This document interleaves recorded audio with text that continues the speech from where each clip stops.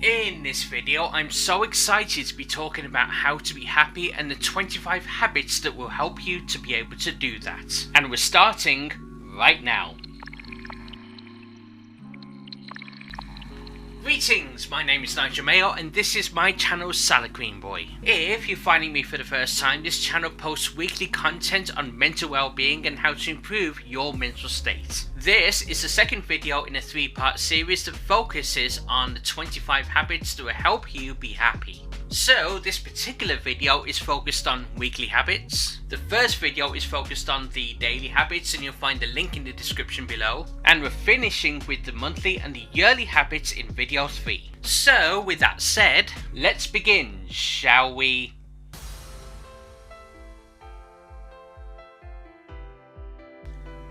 So, spending about 30 minutes a week in green spaces can help lower blood pressure and depression. Allergies aside.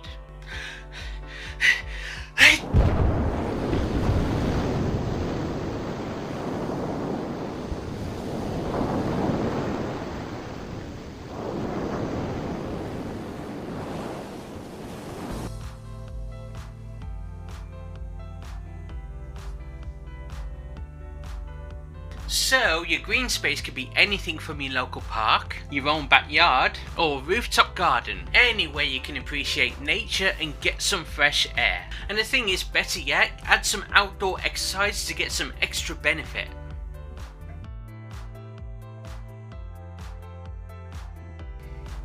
Yes, I know, decluttering sounds like a huge project, but by setting just 20 minutes a week will make a huge impact on your life. So what can you do in 20 minutes? Lots, as it turns out. The thing is, all it takes is 15 minutes and set a timer on your phone just to focus on one little part of the room. This could be a closet or just a really messy drawer. So once you have everything in its place, just toss or give away anything that's not serving a purpose in your life anymore. And you might want to consider keeping a designated box for all the stuff that you want to give away and avoid creating more clutter. And as mentioned, I said 15 minutes to do the actual tidying up. And you might want to use that last 5 minutes to go through your living space and get rid of anything that might be stray and in your way. So you might want to do this trick at least once a week, or once a day, or really any time that you feel that your space is getting out of control.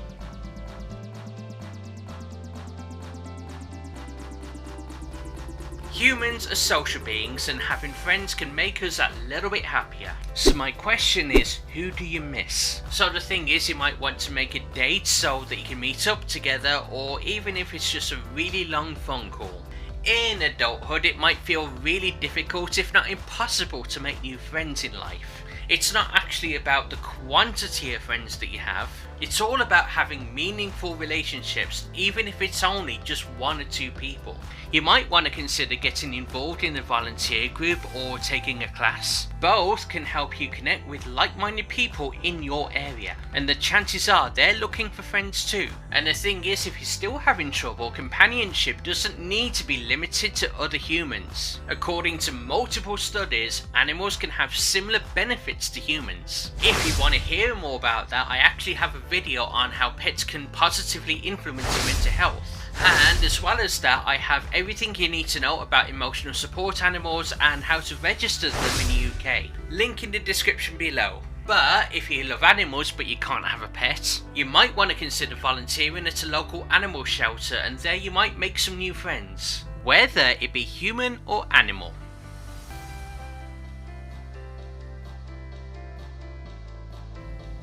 Do you feel like you're just flailing about? Try sitting down at the end of every week and make a little plan, a little basic plan for the next week. Even if you don't stick to that plan, it's still okay. Blocking out time where you can do laundry, go grocery shopping, or even tackle projects at work can help quiet your mind. You can get a fancy planner or use some sticky notes, use your phone, or even on a computer. It really doesn't matter, just as long as it does the trick. Even some scrap paper in your pocket will help loads.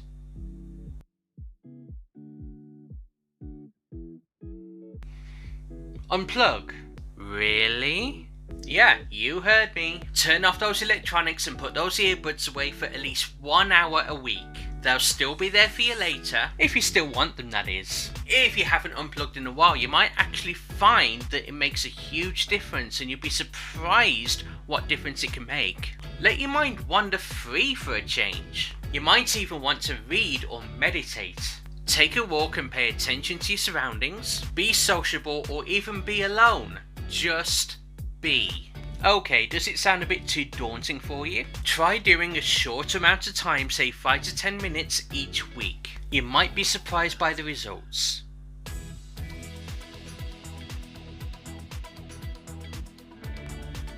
Meditation doesn't have to be complicated. It can be as simple as just sitting down with your thoughts for 5 minutes. Even the deep breathing exercises that I mentioned in my last video can help wonders for you and can still be considered as some form of meditation. Again, the link for that video is in the description below. And the thing is, there are many types of meditation to explore. They can involve movement, focus, spirituality, or a combination of all three.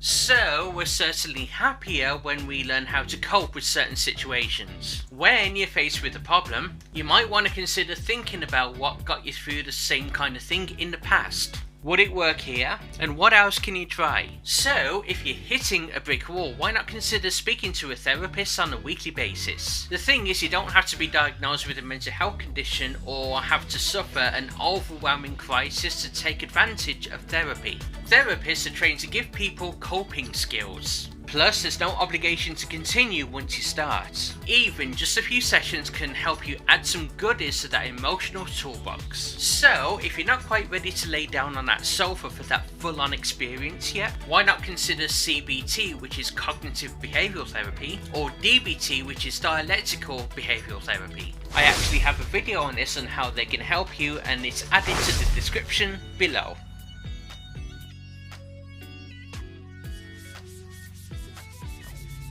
The thing is, it's so easy to neglect your self-care in a fast-paced world like this one. But your body carries your thoughts, your passions, and your spirit through this world. Doesn't it deserve a little bit of TLC? So maybe it's unwinding your work week with a hot bath, or adopting a skin routine that makes you feel indulgent. Or it could just be one night a week where you just set a bit of time for yourself and put on your most comfortable pajamas and just watch a video or a movie start to finish. So whatever it is, make time for it. Put it in your calendar on your phone if you have to, but the important thing is that you do it. So, you might want to consider the next video in this series that focuses on the monthly and the yearly habits that will make you happy.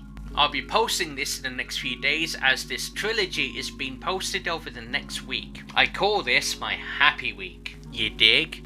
Also, you might want to consider going to the first video in this series, which not only contains the daily habits but also has the intro to the trilogy as well. So I'd like you to consider liking this video if you got any value from the content in it. Subscribe if you want to hear any more about mental well-being and improving emotional and mental states, and just let me know in the comments below what routines make you happy. Because at the end of the day, it gets dark.